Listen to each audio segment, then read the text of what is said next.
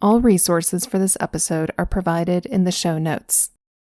You're listening to Dare to Think, the official podcast of MereLiberty.com. This episode is brought to you by Mere Liberty Courses, teaching youth and adults the principles of thinking well through a holistic approach to the Socratic method. For more information and to see what students are saying, visit courses.mereliberty.com. It's easy to believe high-stakes situations, like a pandemic, create an imperative to act first. But this is false. We cannot take purposeful action or well-reasoned action without thinking first. This is counterintuitive to most of us. When we're under pressure to make a life-altering decision, it's easy to believe a shoot first, ask questions later approach might work well. But especially when dealing with complex problems that affect us in various ways, high-stakes situations create an imperative to think first before acting. To compound the issue, getting others to make particular decisions in similar situations means we're left with the power of persuasion. This is what makes life difficult. It's not only that we experience problems, but those problems are dynamic, and we cannot use force against others to make decisions we want them to. In this episode of Dare to Think, I've republished a discussion I had with Doug Stewart at the Libertarian Christian Institute. We're discussing the courses I teach online at MereLiberty.com about how to build and develop the skills of thinking well. Join me, Carrie Baldwin, with Doug Stewart as we dare to think about the importance of thinking well in high-stakes situations. I am your host, Doug Stewart, and I have Carrie Baldwin on with us again. Carrie has been a frequent guest on this show. She is an independent researcher and writer who focuses on libertarian philosophy and reform theology aimed at the educated layperson. She's very good at challenging others to rethink prevailing paradigms, which makes her a great libertarian. She's digital marketing coordinator at the Libertarian Christian Institute and co-authors with yours truly and two other dudes of Faith-Seeking Freedom, Libertarian Christian Answers to Tough Questions. Hey, Carrie, thanks for joining me again. Yeah, thanks for having me, Doug. So you're very keen on teaching people how to think well, and it's really important that we learn to think well, especially when there are sort of high stakes situations involved. I don't know, maybe a pandemic on a global scale, or maybe something like abortion on an individual scale. So we want to talk about the idea of thinking well, especially when stakes are high. But we should probably start off in a conversation about human action and individualism, whether or not you can say groups or corporate entities in some fashion can think and act. And so let me get your take on that. Like, is it only an individual who can act, or can we meaningfully say things like this group chose or something in that direction? Yeah, so this is something that Ludwig von Mises brings up about praxeology, right, which is the study of human action. His point is to say that, well, first of all, human action is purposeful. It's not just a reflexive behavior. So, instinct isn't really part of that. And in order for something to be purposeful, you have to think about it first. Now, what's interesting is, so two implications of that. The first is, in order for you to think about something, you have to have a mind to think about it. And the reason why we say that only individuals act is because only individuals have a mind. Groups don't have a collective mind. Like, there's no such thing as a hive mind?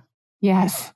The closest analogy that we can get to it is the alien species in Star Trek called the Borg, right? And even that isn't even a perfect analogy, because the Borg exist by assimilating individuals into their collective. So we actually have a hard time conceiving of what a collective mind would be like. And I think that that's evidence enough that we only have individual minds. So individuals only act when we are part of a group. We might be acting together in cooperation. So, even the word cooperation, that's working together, that's working on something together. So as groups, we can cooperate together, we can take actions together, but those individual actions are made through the individual. It's not like suddenly we become part of a collective mind. The input mechanism is through individuals in a group rather than this thing that are external to the individuals. Right. And even in a group, right, you might have the smallest group is the group of two, right? So you might have two people who agree to do something, but they have completely different motivations or reasons for doing it. So that's also evidence that that's individual action taking place as a result of individual minds thinking and reasoning through, what it is that they're doing. So they might be in agreement, they might be cooperating together, but that's not a group acting, that's two individuals acting.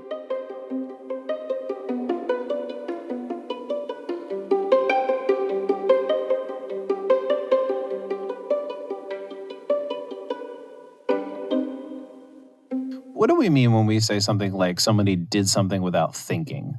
And that's not necessarily a bad thing. Like what comes to mind is the reaction that we might have to something instinctually to pull a baby away from getting, hit by a bicycle on the road or something like that, or a toddler, I should say, not a baby, sort of stepping out. We just instinctually grab them, right? Yeah. And we pull them off. Or sometimes we criticize somebody for doing something foolish and we say that they were just acting without thinking. You and I both have teenagers, so we understand fully what that means. Yeah. So what's happening in those situations with respect to purposeful action? Yeah. So one of the distinctions that I like to make is that, first of all, we're all thinkers. Humans are all thinkers. We develop over time the skill of thinking, the ability to think. This is through childhood. So children start out behaving by way of instinct, like a child or an infant cries instinctively because they're hungry, not because they've reasoned through, oh, my stomach hurts and I should probably put something in it. And hey, mom, come feed me, right? There isn't any of that. The baby cries from instinct. So the cry itself may have a purpose, but we wouldn't call it purposeful action because it's not the baby thinking about that. So they're doing it instinctually. Over time, though, as the brain develops and as we gain experience in life, we have to learn how to reason through things. But you can still, you can go through your entire childhood and not ever really learn how to reflect on your thoughts, which is what we mean by critical thinking, or thinking well, is the ability to think about your own thinking. So you're thinking, but you might be unreflective in your thinking, right? You're not thinking about, oh, is this a good idea or a bad idea? You're just doing it. And as long as you still have a goal and a motivation, and a means to achieve that goal, it's still considered purposeful action as far as, Mises's definition is concerned, right? So one example I give is you might be in the grocery store, right? And you're at the checkout line and you've got a basket full of groceries and you glance over at the candy bars that are over there and you just decide you're going to pick one up and add that to your shopping cart. That's still purposeful action, even though you didn't think, go through the process of thinking, well, why do I want the Snickers bar? Is that a healthy option for me or whatever? It's just sort of, you have a goal, get the Snickers bar, you have a means to achieve it, your hand grabbing it, and that's it. So, and the funds to pay for it. And the funds to pay for it, right? So, human action, purposeful action doesn't have to be overly complicated to understand that we're still thinking about it. But when we say that somebody is acting without thinking, what we're really saying is that they're not reflecting on it. They're not saying, do I really need the Snickers bar? I mean, you might, and in that case, you're being reflective. But if you just go to grab for it, you're not necessarily thinking about why you're doing it or whether it's a good idea, but it's still considered purposeful action.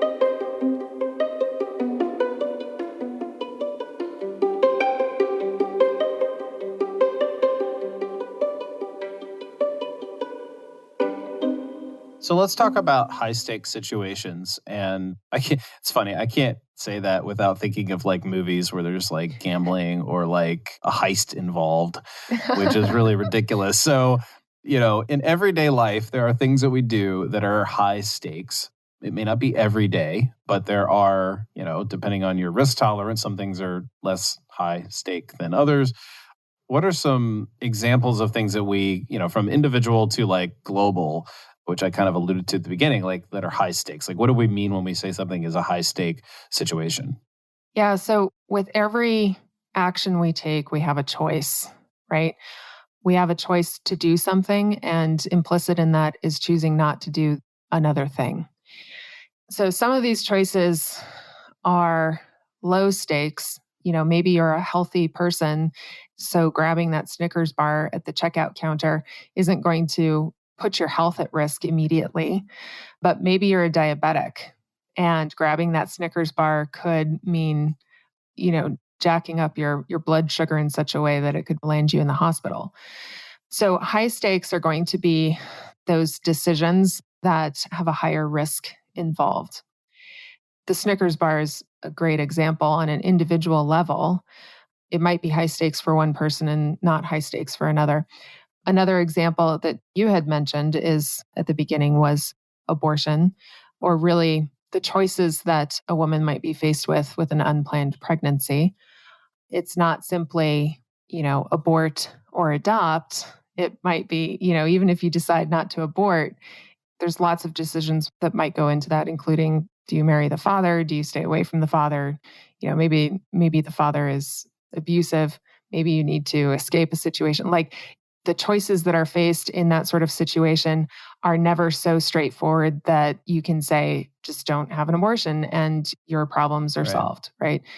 So that's what we mean by high stakes. They're decisions that involve risk. And because they involve risk, you have to really reflect on them and think through them. And the fact that you have high risk involved doesn't eliminate any of the trade-offs, right?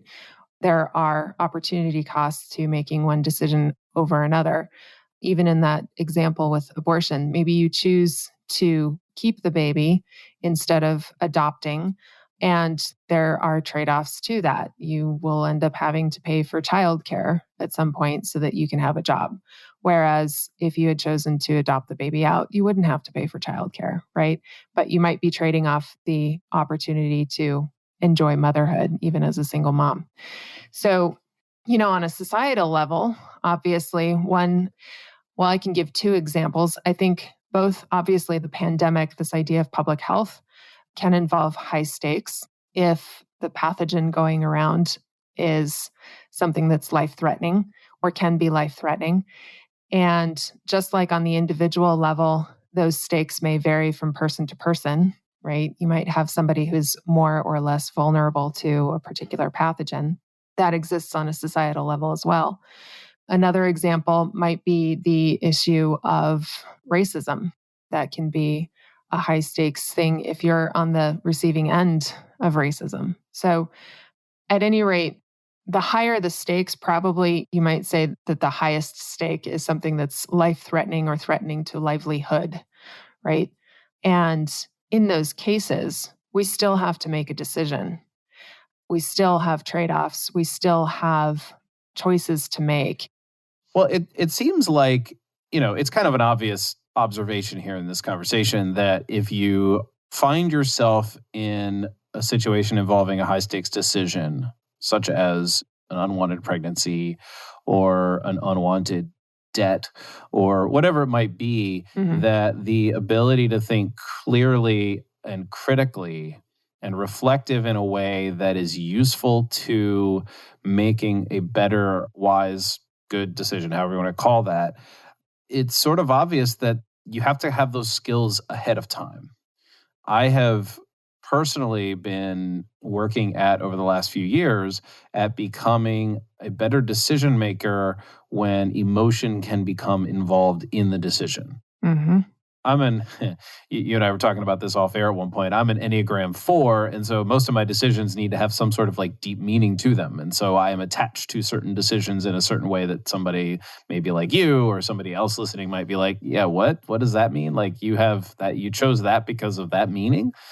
May not make any sense. And so there's emotion involved, and we all get involved emotionally in some regard with respect to like our decisions. And so when the emotions are high, it's even more difficult to make critical decisions and wise choices because we haven't developed the necessary skills to make those. And I think that's sort of what you're doing with your courses on Mere Liberty, is that you want students and adults to develop the skills to sort of thwart off decisions that are made either hastily or unreflectively or in whatever foolish fashion.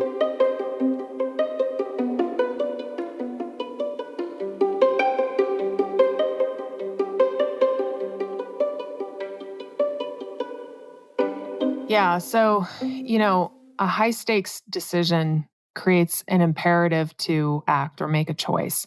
And, maybe that choice is to not act, right, in some fashion, or to not choose a particular thing, right? Maybe your decision at that moment is to wait. But high stakes creates the sense of urgency. And that sense of urgency is where the emotion comes in, right? If we haven't prepared for making decisions in high stakes situations, we have a tendency to seek out from others what the good decisions should be. And we do that. Or we have our own something called heuristics, which are shortcuts in thinking. And these are just things that we sort of develop unconsciously over time based on our own personal experience. But yeah, this issue came up for me actually in one of my courses or in one of my sessions on my adult seminar, because what we were talking about was manipulation and how people can use manipulation even to achieve something that might be perceived as good. They use manipulation as means to an end because it's more expedient than getting somebody to stop and think through things. And so, if you have a society that's sort of been educated to believe that only the experts can make these big decisions and you should leave that to the experts, then what you learn is to not be reflective, especially when it comes to high stakes situations. I think that this is a wrong way to do things, especially because, as we said at the beginning of the episode, it's individuals who act. So let's say you have no knowledge in medicine whatsoever. You might go to the doctor and the doctor says, hey, you've got cancer. It's incurable. You're going to die in 6 months. Well, you're not the expert, but maybe you don't like that answer. And so you go get a second opinion and, they give you another response. Well, we can try this particular remedy and maybe your life lasts 5 years. Now you have a choice, right? You have a choose to act or not act. You might even go get a third opinion. But the point is that even if you're getting input from experts, from people who know what they're talking about, at the end of the day, you're the one who's still making the decision. And at the end of the day, especially if we're talking about a high stakes situation, it's your life and you're the one who's taking the risk. Mm-hmm. And if you were never taught how to make a decision in that case, it's very difficult to do. And that can make the sense of urgency, those emotions run even higher because now you're introducing anxiety into the equation. Yeah. So one of the reasons why I do these courses is so that people can start learning these skills. Because if you don't learn how to think through a situation, by the time you reach that situation, and you will always have high stakes situations to think through, or to rather make choices in. If you haven't learned how to think through them already, it's too little too late by the time it gets to you. Mm-hmm. And so we actually help ourselves by learning these skills in low stakes situations and start practicing them over time. And even in doing that, we're actually creating new heuristics, new shortcuts in thinking that we then can use in those high stakes situations. Not only do we have better informed heuristics, but we also have the skills necessary to navigate those high stakes situations. Are you enjoying this episode? Right now, registration for my critical thinking courses is open for the summer session. They're called the Liberty Seminar, and they're available for middle schoolers, high schoolers, and adults. Once a week for 15 weeks, we get together for an age-appropriate lesson and dialogue Zoom session. I use the Socratic method, an inquiry-based method of learning that allows for deeper, more effective learning and guides students through the process of thoughtful reflection. My students have a ton of fun, and right now I'm offering a discount to my podcast listeners for 30% off the regular price. Visit mereliberty.com/Liberty Seminar and use discount code DTT, as in Dare to Think, 2022. That's DTT 2022 at checkout. This offer expires April 17th, and there is limited seating available. Visit mereliberty.com/Liberty Seminar for more information or to add yourself to the waitlist if you're hearing this after April 17th. I want to talk a little bit about this whole idea of experts, because it's very easy to write off experts in 2022 because there have been a lot of experts who have been wrong. There have been a lot of experts in one field who have made proclamations in a different field that happen to be right, and vice versa. And we'll never get away from the allure and even the existence of an expert. I mean, I could be cynical with you here and say, well, Carrie, you're being the expert on decision making, and you're asking people to trust you. Yeah. How do we make sure that we're asking the right expert on decision making to make a right decision about the expert that we listen to on decision making? Like, we could go down that road ad infinitum, but it seems, though, in your example of the person who has cancer and doesn't like that answer and goes to another expert, okay, they now are creating for themselves a situation where one expert or a sort of minimal number of experts are dictating to them, here's your choices, right? So, like, it's almost like in that answer, you give a way in which people can actually pursue an alternative opinion that may or may not be an opinion. I mean, it is an opinion in one sense, but it's a doctor giving you information based on that doctor's best knowledge or best understanding. We're not trying to say that that first doctor was wrong, saying that they have only 6 months to live or that they didn't, or whatever. There was nothing negative in your story about that. It was just here's the facts, right? Right. So how do we navigate a world where experts are constantly not telling us what to do, per se? I mean, that exists, but like they're constantly providing input into our lives. And like there is a sense in which I don't have any other options. I don't know personally, especially early on when the vaccine started coming out, there were many people saying, whoa, whoa, whoa, whoa, whoa here. This is not something you should take lightly. You shouldn't just listen to the government, which is always the case. You should never always just listen to you should never just listen to the government because they say so, right? Right. But they were saying, here's some reasons why these vaccines or some of the vaccines have these adverse effects that are worth waiting for or worth investigating or whatever. And they were some of those people were like shut up by corporate press and so forth. But like when I come across that information and it gets into an area where we talk about spike proteins and all these words that I'm not personally familiar with. Right. And I don't understand some of those things. And like it's in some ways beyond my capacity to sort of process and make an informed decision. Then it gets really, really complicated for somebody to be like, well, how do I decide? And so I have to rely on people I trust who are not experts in vaccine, right? So more specifically, Dr. Norman Horn, right? He's not an expert in vaccine, but he's a scientist. He's in a field where he understands what he's reading. And so when I have questions, I ask him. And he kind of helps me understand like, oh, well, that's what this means. And this is why that particular, objection to this particular technology is not as valid, but this one is. And, like he's not one-sided on all of this. Right. And so how do we live in a world where experts are needed? Because, this is the Adam Smith, 250 years of us specializing the way Adam Smith predicted and said would make us prosperous. And so I'm an expert in something that you're not. You're an expert in things that I'm not. We all have to rely on each other in some way. So that's a really, really, really long lead up to a question. But I'm sure you have plenty to say. Yeah. Well, so one thing that's important to bear in mind is that expert doesn't mean infallible. Experts are people who have taken the time to at least attempt to master a particular thing, right? So a person who goes to medical school is trying to master medicine. Now, whether or not they actually master the practice of medicine is another question. One, it depends on their ability to master. And two, it depends on the quality of the education, right? They could be learning something that is entirely false. They might be a master in something that's untrue. So expert doesn't necessarily mean infallible. So we have to remember that every human being, despite their expertise, can still make mistakes, can still be wrong, right? This is why we might go seek out a second opinion because, maybe that first doctor isn't seeing something for whatever reason, and it doesn't have to be malicious, but they're not seeing something that another doctor might see, that another set of eyes with a different perspective might see.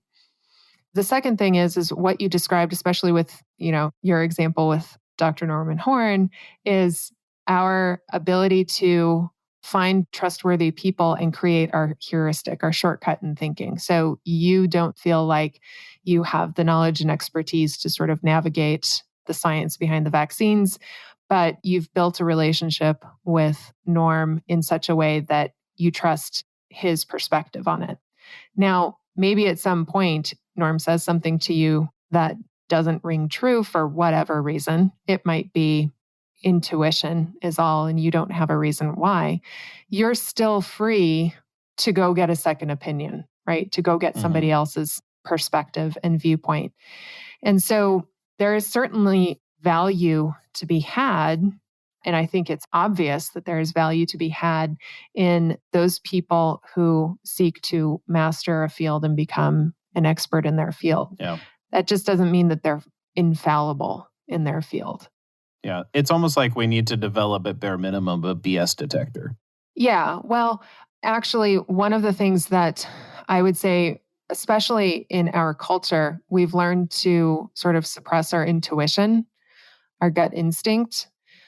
And I blame the public schools for that. Your intuition is there for a reason. It's there to say, hey, there's something wrong. You need to take a step back. And maybe you don't have all the information and you don't know why it's wrong, but that's okay. Your intuition is there for a reason. And your intuition can be better informed, right? If you've learned these skills, you've learned how to be reflective of your own thinking, you've learned how to explore ideas that maybe you initially didn't think were good ideas or right ideas. But practicing the skills of critical thinking, as I said before, in lower stakes situations, help inform your intuition. They give you better informed heuristics. They help you find more trustworthy experts. And they remind you that at the end of the day, you're the one who's making the decision. You're the one who has to take on the risks. And none of that means, even if you think well, none of that guarantees that you're going to make the right decision. So in that, we're also accepting our own fallibility.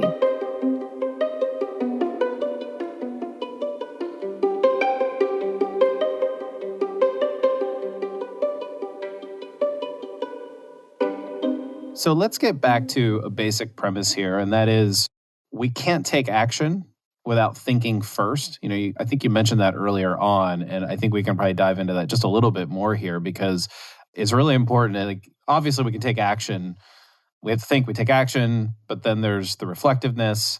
There's the element of high stakes trade-offs. What are some things that we need to take away from this conversation when it comes to, this principle of action comes after thinking? So from this principle of human action, right, that we make decisions, they're purposeful, and that in order for that to hold true, we have to think. The thing that we take away from that is that we need to be reflective about our thinking. We need to learn how to think better, and that will facilitate making better decisions. As I said, it doesn't guarantee you make the right decision, but it's going to inform the actions that we take, right? And it's also going to prepare us for when high stakes situations occur. One thing that I've told parents, especially parents who are worried about, homeschooling their kids and whether or not their kids are going to learn the right things. One thing that I tell them is you're not trying to pour all the possible information into their head that they're going to need. What you're trying to teach them is how to navigate these things as they come to them, because we're not going to be around our kids all the time as their adults, telling them how to make decisions. We have to teach them how to make decisions. And part of that whole process is learning to think through them and learning how to think well about them. So, the takeaway from all of this, I would say, goes back to education, asking questions about what education really is, the role thinking plays in that. It's just something that I don't think our culture is really reflective on. And again, I blame the public school system for this, but yeah.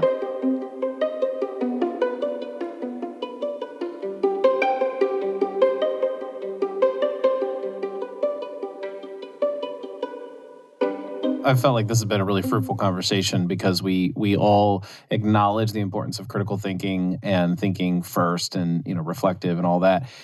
But I think diving into sort of the detailed reasons has been helpful for me, and I'm sure it will be for our listeners. But how do we summarize all this and sort of, I don't know, I want to say put a bow on it, but that's such a cliche that I hate. So cliche. But I just said it anyway. Yeah, I'd say it's really easy to believe that high stakes situations create an imperative to act first. And certainly there's an imperative to act quickly, but that doesn't mean act without thinking, right? So we cannot take purposeful action or well-reasoned action without thinking first. And when we recognize that we're always thinking, but we're not always reflective about our thinking, I think that's particularly helpful. When we're talking about thinking first, we're talking about being reflective about our decisions. And it's counterintuitive, I think, to most of us.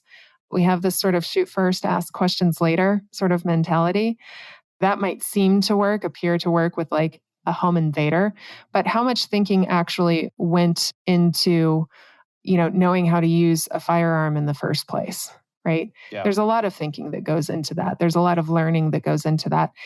And so we don't tend to imagine that learning as thinking, but that's exactly what it is. So especially when we're dealing with complex problems that affect us in various ways, high stakes trade-offs create this imperative to think, right? We should really consider it in that way, not simply act first, not just this sense of urgency to do something, but those high stakes make the imperative about thinking well rather than simply doing something for the sake of doing something. You've been listening to Dare to Think, the official podcast of mereliberty.com. This episode was created due to the generous support of my patrons and underwriters. I'm so very grateful to Bob, Patrick and Shannon, Dave and Nina, Jean, John, Tom, and my newest patron, Nathan, for helping me get this episode published. If you've enjoyed today's episode and would like to join me and my other patrons and underwriters in our effort, you can sign up at mereliberty.com/membership. Joining on a monthly membership comes with exclusive rewards and premium content. Alternatively, you can choose a one-time donation. You'll find a direct link to the membership page in the description to this episode. You can listen to more episodes by subscribing on virtually any podcatcher, and you can read my articles on mereliberty.com and the Libertarian Christian Institute, where I'm a regular contributor. You can follow me on social media like Facebook, Twitter, Minds, and Locals.